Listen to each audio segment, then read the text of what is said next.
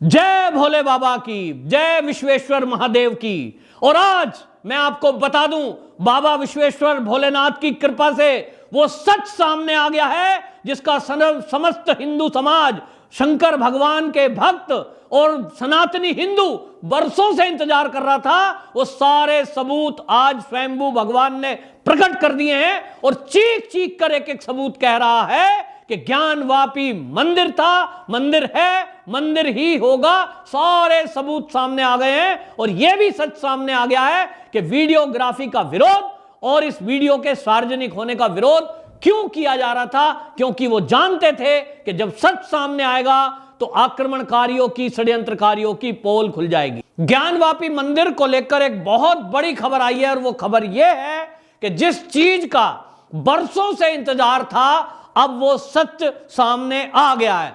आपको बता दूं कि ये जो मुस्लिम पक्षकार हैं ये वीडियोग्राफी को सार्वजनिक करने को लेकर मना कर रहे थे, लगातार वीडियोग्राफी का विरोध कर रहे थे और बाकायदा इसके लिए उन्होंने सुप्रीम कोर्ट तक में गुहार लगाई थी कि वीडियोग्राफी रोकी जाए।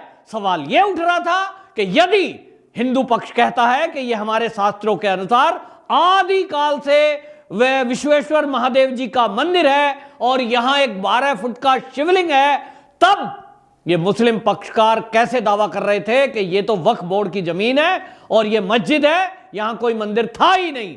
मंदिर के अस्तित्व को नकारने वालों का पर्दाफाश हो गया है और अब वो वीडियो सामने आई है जो वीडियोग्राफी बनारस की कोर्ट के आदेश के बाद हुई थी और अब उसमें स्पष्ट दिख रहा है दीवारों पर त्रिशूल बने हैं, देवी जी का मूर्ति लगी है, हनुमान जी की मूर्ति लगी है और सबसे बड़ी बात कि वो विश्वेश्वर महादेव जी का शिवलिंग जिसको मुस्लिम पक्षकार लगातार फवारा घोषित करने की कोशिश कर रहे थे, उसका वीडियो सामने आ गया है। साफ साफ देखा जा सकता है ड्रोन की मदद से, ऊपर से, साइड से, हर एंगल से जो वीडियोग्राफी उस शिवलिंग की हुई है, साफ साफ दिखाई दे रहा है कि वो महादेव जी का शिवलिंग है और उस शिवलिंग के ऊपर प्लास्टर ऑफ पेरिस जैसी कोई चीज ऊपर से चिपका कर उसको फुवारा दिखाने की कोशिश की गई है। यह भी वकीलों ने बताया कि उसके अंदर ड्रिल करके लगभग 6 इंच का कोई छेद भी कर रखा था जिसमें कोई लोहे की चक्री तार की मदद से लगा रखी थी। बहरहाल वीडियो में वो चक्री नहीं है, वीडियो में केवल वो छोटी सी मिट्टी ऊपर रखी हुई है। स्पष्ट दिखाई दे रहा है कि वो महादेव जी का शिवलिंग है और वो वही शिवलिंग है जो आदि काल से उस मंदिर में स्थापित था, जो नंदी जिस तरफ मुंह करके प्रतीक्षा में था, जिसको ये कहा जा रहा था कि नंदी का मुख हमेशा शिवलिंग की तरफ होता है, तो आखिरकार वो शिवलिंग गया तो गया कहां। उसको कुछ लोग कह रहे थे कि पुजारी जी उसको लेकर के कुएं में कूद गए, कोई कहता था कि इन्होंने तोड़कर नदी में बहा दिया। लेकिन अब ये एक हिंदू समाज के लिए, शिव भक्तों के लिए, सनातनियों के लिए मैं कहता हूं आज एक बहुत बड़ी खुशी का दिन आया है।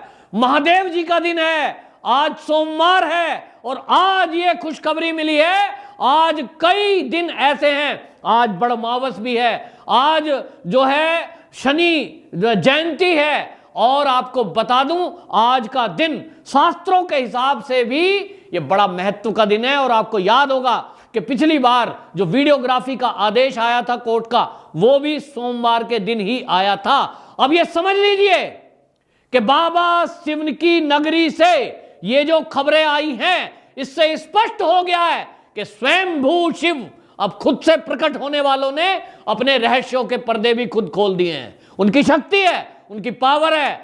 आप सब जानते हैं हिंदू शास्त्रों में कहा गया है ब्रह्मा विष्णु महेश 3 महाशक्तियां हैं, एक जन्म देने वाला, एक पालने वाला और तीसरा शंकर संहार करने वाला, महाकाल, कालों का काल महाकाल। तो समझ लीजिए अब ऐसे लोगों का समय आ गया है। ये समय उनको सद्बुद्धि अगर है तो साइड हो जाएं और जैसा मैंने पहले कहा कि चाहिए, समझना चाहिए, समय को समझना चाहिए कि भगवान शंकर अब उठ खड़े हुए हैं, जागृत। हालांकि इसको लेकर भी पहले ही एप्लीकेशन डल चुकी है कि भगवान शंकर के उस शिवलिंग की आराधना, पूजा, स्तुति, मंत्रों का उच्चारण, पूजा पाठ उस शिवलिंग का होना चाहिए जैसा कि विधिवत होता है।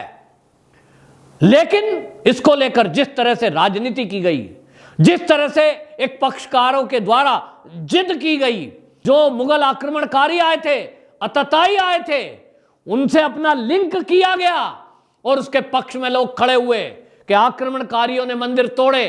किसी को यह शर्म नहीं आई इस देश में कि जो आक्रमणकारियों ने अत्याचार किए, व्यभिचार किए, कत्लेआम किया और मंदिरों का ध्वस्तीकरण किया, उस गलती को सुधारें और ये कहें कि आज इस देश में ना शक है, ना हूण है, ना मुगल हैं, ना यवन हैं, ना अंग्रेज हैं। आज हमारा देश आजाद है। आजादी की 75वीं सालगिरह हम मना रहे हैं, 75वां वर्ष अमृत उत्सव के रूप में मना रहे हैं। लेकिन ऐसी कैसी आजादी है कि इस देश में आज भी गुलामी के निशान जिंदा हैं, अभी भी आक्रमणकारियों के चिन्ह यहां पर मौजूद हैं। ये अपमान के चिन्ह हैं और ये अपमान के चिन्ह मिटने चाहिए।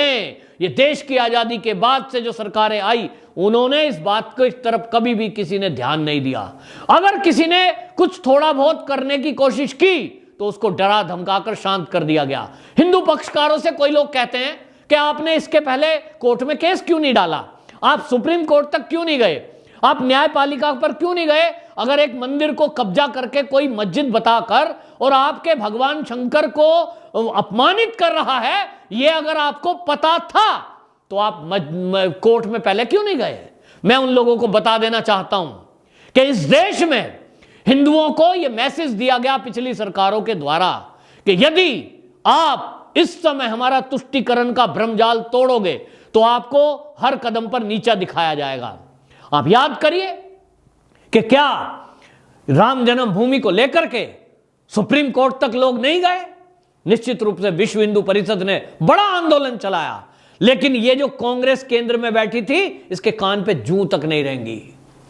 कोर्ट में फैसला होने नहीं दिया, कोर्ट में सुनवाई होने नहीं दी। और इसी तरह से आपको बता दूं कि यह मैसेज दिया गया कि यदि सुप्रीम कोर्ट ने यह कह भी दिया कि अयोध्या में ही राम जी पैदा हुए थे और बाबर आक्रमणकारी था, उसने मंदिर तोड़कर वहां गुम्बद बनाई थी, वो विवादित ढांचा है, वो हिंदुओं को दिया जाए, तो यह हिंदुओं को कांग्रेस की सरकारों में यह मैसेज दिया गया कि यदि सुप्रीम कोर्ट ने सत्य उजागर करके और सत्य के पक्ष में फैसला भी दिया तो हम इसको पलट देंगे। साहबानों के केस में जिस तरह से सुप्रीम कोर्ट के फैसले को राजीव गांधी जी प्रधानमंत्री थे उस समय पलटा गया, ये तुष्टीकरण की पराकाष्ठा थी और यह दिखाने की एक तरह से हिंदुओं को कोशिश थी कि हम तो केवल एक विशेष धर्म के हैं, इसके अलावा हमसे कोई बात मत करना, ना अयोध्या की, ना काशी की, ना मथुरा की, ना हिंदू की, ना हिंदू कोड बिल की। हम तो विशेष पक्ष के लिए जीते हैं, उसी के लिए मरेंगे। हमारा सारा ध्यान, सारा काम, सब बजट, योजना, वोट केवल एक पक्ष के लिए। ये कैसी राजनीति है। आप कहते हो कि सबका साथ हम लेकर के चलते हैं, उसको बताएंगे कि साहब हमारा देश तो जो है संविधान से चलता है, संविधान में ये असमानता क्यों। मुस्लिमों के लिए मुस्लिम पर्सनल बोर्ड बना दिया, उनको 3 तलाक की आजादी, उनको सब चीज की आजादी, और एक पक्ष को आप उनके श्रद्धा के केंद्र, आस्था के केंद्र, भगवान के स्थान, उनको आप देने के बारे में सोचते तक नहीं ना सोचने देते। आज जब 2014 के बाद से मोदी सरकार आई है, और मैं आपको बता दूं मोदी जी का, बीजेपी का एक अभियान इस समय देश में चल रहा है कि मोदी जी का शासनकाल 8 साल बेमिसाल, ये चल रहा है। मैं कहता हूं कि इस शासनकाल में जहां मोदी जी की अनेक योजनाएं बेमिसाल हैं और 8 साल में वो रिकॉर्ड तोड़ के काम किया है मोदी जी ने जो पिछले 70 साल में नहीं हुआ। विद्यालय डबल बने, अस्पताल डबल बने, वैक्सीन खुद ने बनाई, रिकॉर्ड एफडीआई हमारे पास है, रिकॉर्ड हम एक्सपोर्ट कर रहे हैं, सब फील्ड में भारत तरक्की कर रहा है। लेकिन मैं आज सबसे ज्यादा खुश यदि हूं मोदी जी के इस कार्यकाल में, तो वो इस बात से कि हमारे आस्था के केंद्र, मेरे भगवान, मेरे ईश्वर, उनकी बातों को कोई करने के लिए खुले हृदय से बात कर पा रहा है, उन पे अपना हक जताते हुए न्यायालय में जा रहा है और न्यायालय सच को उजागर करने का साथ दे रहे हैं।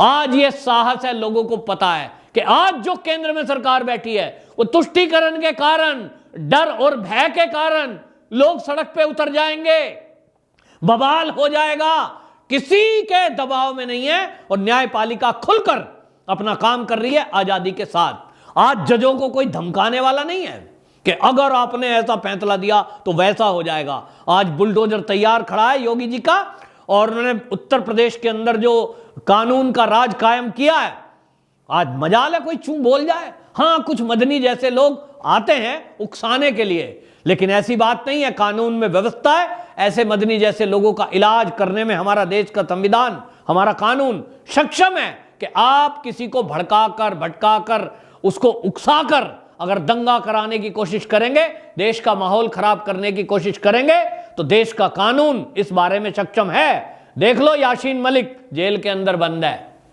इसीलिए क्योंकि वो भी सोचता था कि मैं कभी जेल के अंदर जा सकता हूं क्या, राजनीतिक पार्टी का नेता हूं, मुझे तो बहुत लोगों का आशीर्वाद प्राप्त है, राजनीतिक लोगों का। लेकिन अब वो टाइम गया कि देश के विरुद्ध कोई षड्यंत्र करने वाले, इस देश में दंगा फसाद कराने वाले, इस देश में आतंकवाद की पक्षकार जो लोग हैं, उनके आज कोई साथ खड़ा नहीं है। उनको कानून अपना काम करके जेल की सलाखों के पीछे डाल रहा है। और इसलिए अब यह तय है कि जो ये शंकर भगवान जी स्वयंभू प्रकट होकर, और ये जो सबूत सामने आए हैं, इस सबूत के बाद सिद्ध हो गया है कि वो शंकर भगवान का शिवलिंग ही है, तो निश्चित रूप से अब मैं कहूंगा कि गर्मी की छुट्टी ये जुलाई में खत्म होगी। लेकिन जिस तरह से रात को 12 बजे आतंकवादियों की फांसी रुकवाने के लिए सुप्रीम कोर्ट खुल सकता है, तो मैं एक सनातनी हिंदू होने के नाते इस वीडियो के माध्यम से देश के प्रधानमंत्री, देश के कानून मंत्री, देश के गृह मंत्री और सीजेआई यानी चीफ जस्टिस से आग्रह करना चाहता हूं, मेरा नम्र निवेदन है कि न्यायालय विशेष तौर पे खुलवाओ और मेरे बंद पड़े सालों से बाबा भोलेनाथ के मंदिर को खुलवाओ और इसकी पूजा पाठ का पूरा प्रबंध करो। कल से ही बिना नागा पूरे विधि विधान के साथ भोले बाबा का अभिषेक होना चाहिए और वहां पूजा पाठ होनी चाहिए। हिंदू समाज जो बरसों से प्रतीक्षा कर रहा था कि मैं मेरे बाबा का दर्शन करूं, उनका स्पर्श करूं, उनका पूजन करूं, यह अधिकार उसको मिलना चाहिए।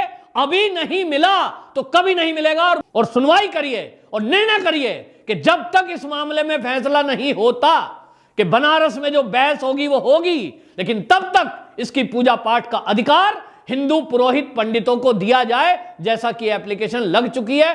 क्योंकि बहुत हुआ अपमान बाबा का, अब और अपमान शंकर भगवान का नहीं। वंदे मातरम।